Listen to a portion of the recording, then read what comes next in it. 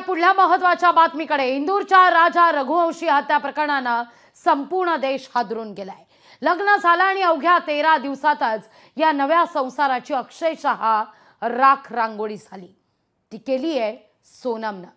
सोनमला राजा रघुवंशी पसंत नव्हते, तरीही तिने लग्न केलं आणि त्यांचा नंतर काटा काढला।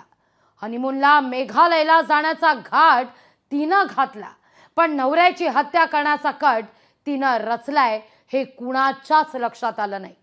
अखेरीस राजा रघुवंशी यांचा मृतदेह कुजलेल्या अवस्थेत सापडलाय आणि त्या हत्या प्रकरण आता उजेडात सुद्धा येत आहे। पाहूया।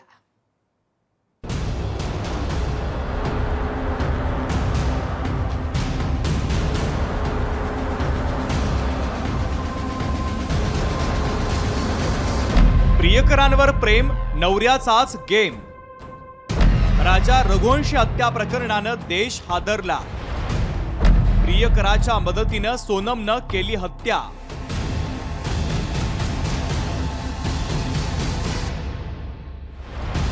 इंदूरच्या राजा रघुवंशीचं सोनम सोबत धूमधडाक्यात लग्न झालं। या लग्न सोहळ्यात आनंदाचं वातावरण होतं। आपल्याला आयुष्यभरासाठी जोडीदार मिळाला म्हणून राजा रघुवंशी आनंदात होते। मात्र सोनमने जे हात रघुवंशींच्या हातात दिले तेच हात त्यांना आयुष्यातून उठवणारे ठरले। कारण लग्नानंतर हे जोडपं हनीमूनला गेलं आणि तिथंच राजा रघुवंशींचा मृतदेह कुजलेल्या अवस्थेत सापडला। खरं तर राजा रघुवंशीच्या हत्येचा कट सोनमने आधीच रचला होता। हनीमूनला जाण्याची तिकीटं सोनमनंच बुक केली होती। राजा रघुवंशीच्या भावांनी आता नको नंतर जा असा सल्लाही दिला होता, तरीही सोनमनं तिकीट बुक केल्यामुळे अखेरीस हनीमूनला जायचं ठरलं आणि आधीच कट रचल्याप्रमाणे सोनमनं सुपारी देऊन राजाची हत्या केली आणि सोनम बेपत्ता झाली। 29 वर्ष राजा रघुवंशी इंदूरच्या साकार नगरचे रहिवासी आहे। 27 वर्षीय सोनम सोबत राजा रघुवंशी यांनी लग्न केलं। राजा रघुवंशी आणि सोनम हनीमूनसाठी मेघालयमध्ये गेले।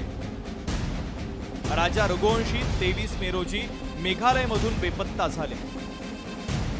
11 दिवसांनी ईस्ट खासी हिल्सच्या बेईसाडोंग धबधब्यात त्यांचा मृतदेह सापडला।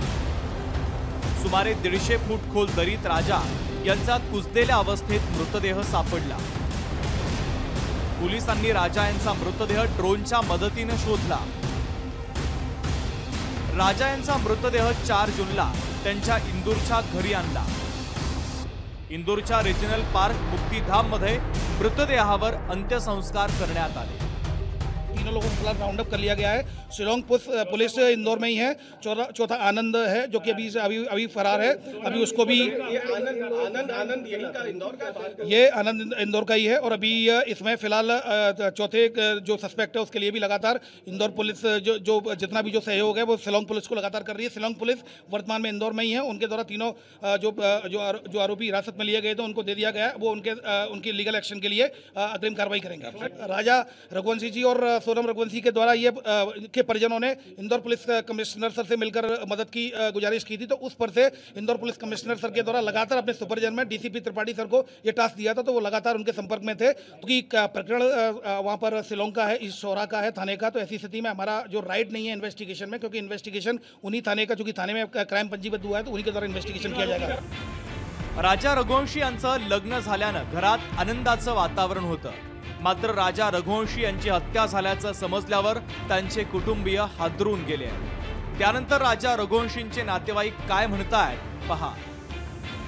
इसमें राज कुशवाहा का नाम जो आ रहा है इसमें, तो राज कुशवाहा जो अपना इसमें है, इसमें इन्वॉल्व है कभी, तो इसमें सोनम कहीं ना कहीं इन्वॉल्व हो सकती है, ये हमारा मानना है। क्योंकि राज कुशवाहा जो है इन्हीं के एम्प्लॉयर है एक तरफ से इसके लिए। शिलोंग का प्लान सोनम ने बनाया था? नहीं, ये कंफर्म नहीं है। ये कंफर्म इसके लिए नहीं है क्योंकि इसमें जहाँ तक अपने प्लान जो था, प्लान तो कामाख्या मंदिर तक का था। उसके आगे जो प्लान बना जो है वो प्लान इन दोनों ने बनाया कि एक ने बनाया, ये मुझे पता नहीं इस बारे में। वापसी की टिकट बुक करवाई? नहीं, वापसी टिकट इसमें कुछ भी नहीं थी। तो इसमें जो भी आरोपी है उनको सख्त से सख्त सजा दी जाए। सोनम पे आरोप लगे हैं। मैं चाहती जो 3 लड़के पकड़ा है पहले तो उनसे कड़ी से पूछताछ होए फिर इसके बाद सोनम से भी पूछताछ हो, उसके बाद ही सोनम का नाम उसके बाद में अपन सोनम का नाम ले सकते हैं। व्यवहार तो उसका बहुत अच्छा था, व्यवहार तो ऐसा पता ही नहीं चला ना कि सोनम कुछ कर सकती है। अभी भी यकीन नहीं हो रहा कि सोनम ने करके कैसे क्या हुआ। अगर राजा को सोनम ने मरवाया तो मैं कड़ी से कड़ी सजा चाहती हूँ, फांसी। खरं तर प्रियकराच्या मदतीने सुपारी देऊन सोनमनं पती राजा रघुवंशी यांची हत्या केली। महत्त्वाचं म्हणजे या हत्येची कबुली सोनमनं स्वतः दिली आहे, तरीही तिचे नातेवाईक पोलिसांवरच आरोप करतायत। सरकार से मेरी यही एक ही हाथ जोड़े की निवेदन है कि सीबीआई की मेरे को जांच चाहिए, माने चाहिए, वो मैं पीछे नहीं हटूंगा उस चीज से। मेघालय पुलिस कह रही है कि आपकी बेटी ने कुछ लड़कों के साथ षड्यंत्र करके राजा की हत्या की। वो गलत बोल रही है। क्यों? वो इसलिए गलत बोल रही है क्योंकि वहाँ की पुलिस फंस रही है।